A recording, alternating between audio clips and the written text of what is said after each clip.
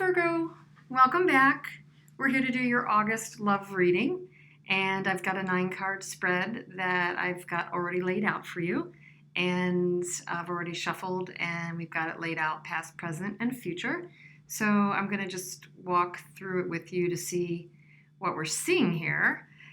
So top row across, the cards you have for your past, which would be energy coming into August, could be late July, second half of July, or even this first beginning of August, depending on when you're watching this. It's the perfect time. We've got the Wheel of Fortune, the Tower, and the High Priestess. And that's quite an awful lot of intense energy. And if I just skip ahead to say that out of 9 cards, you also have 3 other major arcana cards, which are slower moving, more all-encompassing energies. You actually have 6 out of the 9 card spread that are majors. So that would mean to tell us that big things are happening for Virgo in the month of August when it comes to love, and some of which may or may not be in your hands, and are bound to cause very life-changing events, as the major arcanas often do. So just reading that kind of intuitively, what we've got is, again, Wheel of Fortune, the Tower, and the High Priestess. So in your recent past, I would say there's some kind of fated events that are taking place. You're dealing with a fated relationship. I would definitely say that that's the case. I can jump down and also say there's a Lovers on the table. So often the Lovers is connoting a fated relationship. So there could be definitely a karmic or fated relationship that you're dealing with, Virgo. And then with the Tower energy connected to the Wheel of Fortune, I would say that in general, the good luck is in your favor and things are moving in a direction. If you felt that things were stalled in the past, they're unlocking and moving forward. I think they're moving in your direction. There's possibility that you did not want to do something or see something. I'm just really noticing that the monkey in the Wheel of Fortune is blindfolded, and it could be coming out of a period where you were a bit in denial about something related to this relationship. And then we have the Tower. So the Tower often is stepping in when we need to have things shaken up and we aren't going to make a change ourselves. So there's some kind of abrupt, unexpected, and sudden sort of change thrust upon you, this other person. Could be in their life. It could be to do with your life or both of you, or just circumstances that come almost out of the blue, kind of a surprise and abrupt. But, Towers really can scare people, and it's connected with often very good clearing out energy, and we certainly are in the eclipse season. So if I'm tying it with the Wheel of Fortune rolling in your favor and then a Tower, I would say whatever's resulting out of this clearing out that the Tower tends to bring is going to be in your favor, Virgo. And the card right after that is the High Priestess, which would mean secrets and insight and things unrevealed. So it's a decent chance of coming out of this abrupt change or insight that's happening. Some kind of mystery is going to be revealed. And even if there's any negativity associated with it, or it kind of rocks your world in the beginning, the chances are it's for the greater good. Excuse me. And it's going to have a positive effect. So that's good. Coming into your present energy is the Page of Pentacles. The 4 of Pentacles is your center card, and then the Hierophant. So there's a good chance that the Page of Pentacles and the 4 of Pentacles are expressing your energy, Virgo. You've got 2 Pentacles right in the center. Your Earth energy in Pentacles is an Earth energy. I would probably say that the Page of Pentacles is associated with you.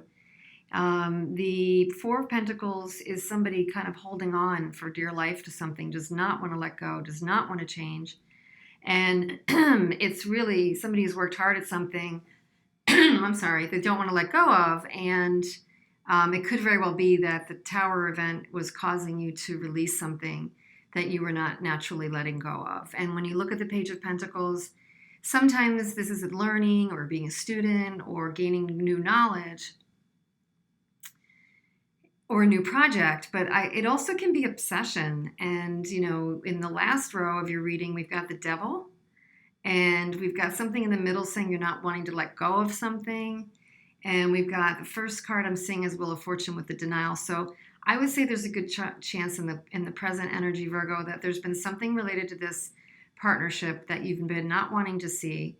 But it's kind of like almost like I get it's almost like a love-hate relationship, like a high-low, in and out. When it's positive, it could be really good. When it's negative, it could be really toxic.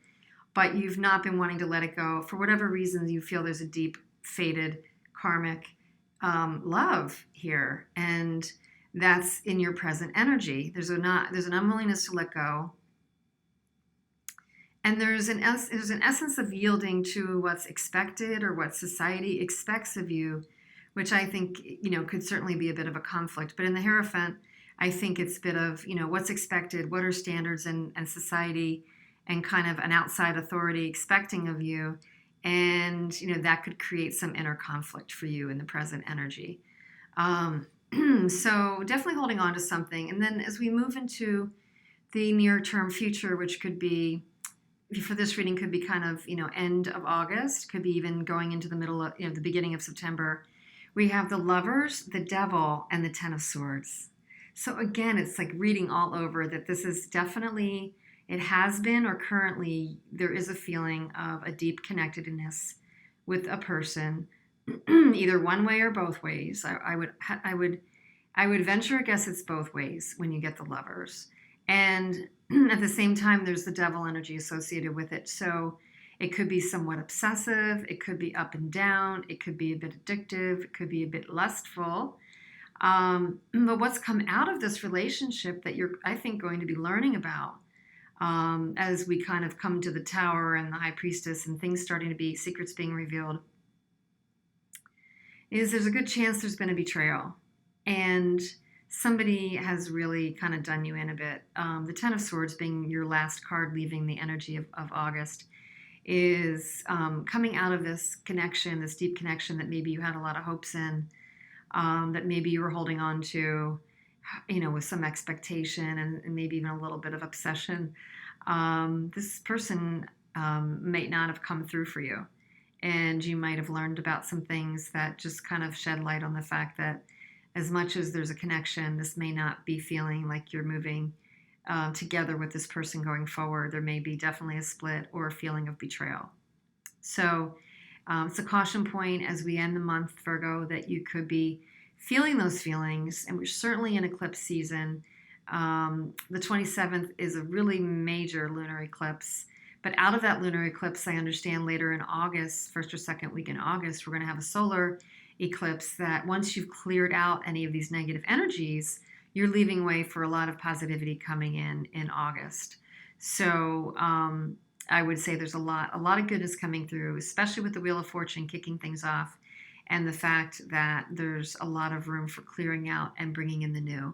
So I wouldn't be unnerved about that at all. I would feel your feelings, not dwell and analyze too much on the past, as Virgos can often do, and look to the future for some new infused positive energy coming in at some point mid to late August. Stay tuned.